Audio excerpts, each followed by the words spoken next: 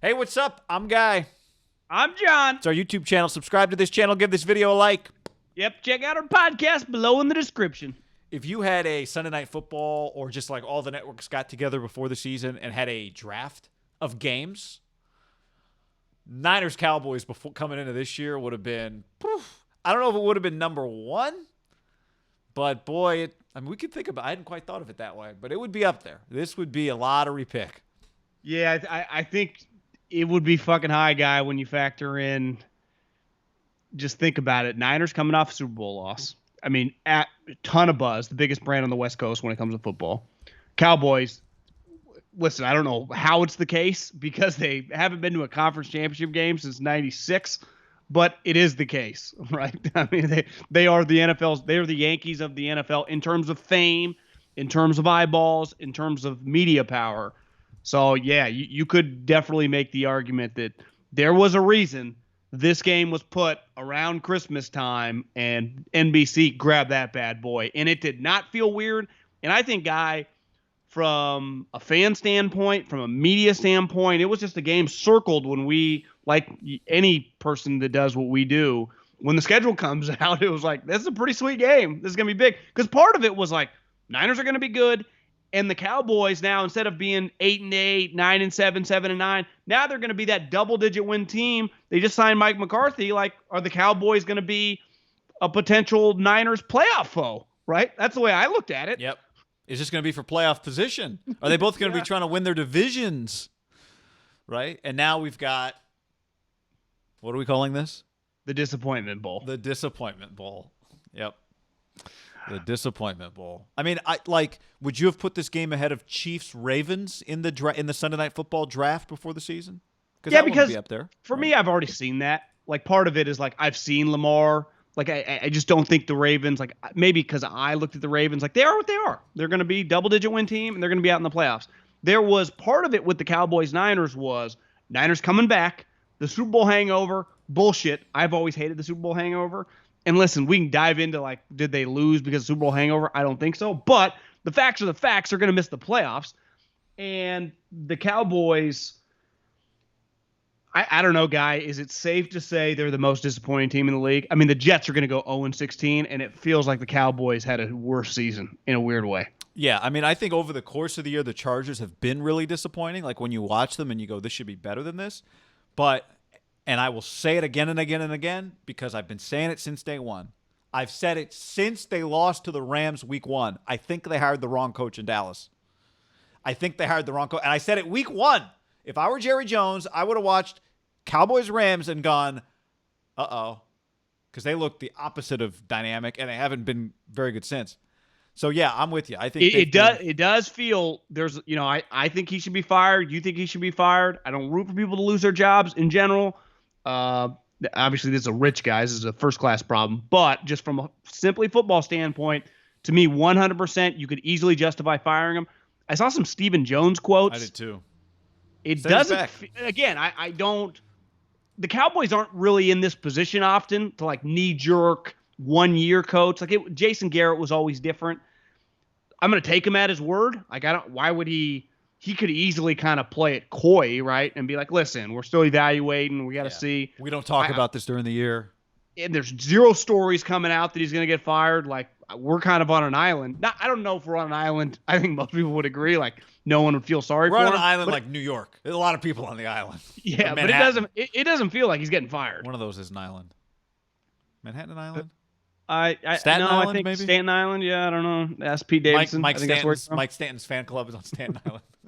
Yeah. I don't really get New York, the boroughs, Yeah. The 5 boroughs. Kings of New York. I just know Joe Burrow. I guess, I will say this. Ayuk, CeeDee Lamb is, I might put them both on my DraftKings team just for this game, actually. But they're disappointing for different reasons, right? For the Niners, we've watched them every second. We know why they're disappointing. The Cowboys, it's been way worse, I think. I don't even think it's comparable because the difference is the Niners is somewhat understandable. I mean, they lost some games. Maybe you could go back. They should have won. But then I think about it, like they lost the Eagles game, a game they should have won. Nick Mullins was a fucking quarterback. right? I mean, both teams had quarterback injuries.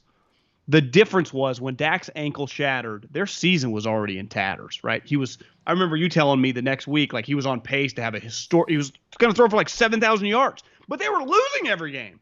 And their defense, like their main problem is Mike Nolan is kind of a joke, like just a laughing stock in the NFL. Like Mike Nolan's your defensive coordinator. That is not the case. Like the Niners coaching staff is held in high regard. Like everyone likes Kyle Shanahan, thinks he's a really good coach. Their defensive coordinator is probably going to become a head coach. And it's not even that weird. It's like, yeah, the guy's going to become a head coach. If Mike Nolan and Mike McCarthy, for example, got fired, like if all four were just on the unemployment block, Mike Nolan, Mike McCarthy, Kyle Shanahan, Robert Saleh. Mike Nolan will never be a coordinator in the league, let alone he's never been a head coach again. Mike McCarthy it'd be over. Like he would never be a head coach again.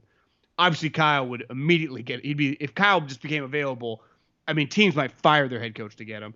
And two, like I said, Robert Saleh is just going to get a job. So I just think the fan bases look at their teams. Part of it is like, what's up with Jimmy? What are they going to do? But it's more like big picture stuff with the Cowboys. It's like, is this serious right now? Like, we really do it? We fired Jason Garrett and all these guys for this?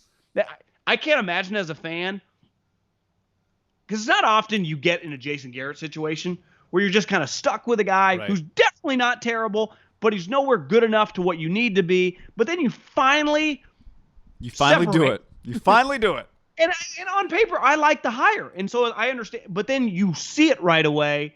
You're like, again, a lot of people on paper should be good matches, like in relationships. You hear it all the time. It's like, yeah, it's on paper. You know, they came from a good family. She comes from a good family. They're both educated. You know, both work these jobs. And it's like, God, it did not work. It was just one of those. Should have worked. It has not worked. And the Cowboys can beat the Niners, and I ain't changing my tune. You know, I think the Cowboys probably should win this game. I don't know about that. They might. I flip a coin as far as I mean, Kyle Shanahan, you're right. I mean, on one hand, Kyle Shanahan basically said, yeah, Nick Mullins will start the game. But we could see CJ Beathard. But every game that Nick Mullins starts, like I'm not being like the Niners should win this thing anymore. No. There's no should. I'm just saying the coach has made it clear that the guy that's starting the game or might, you know. Well, no, but here's my point though: is the guy that's starting the game, we all know may not even be the quarterback in the second quarter. They're favored by 3 points. Yeah.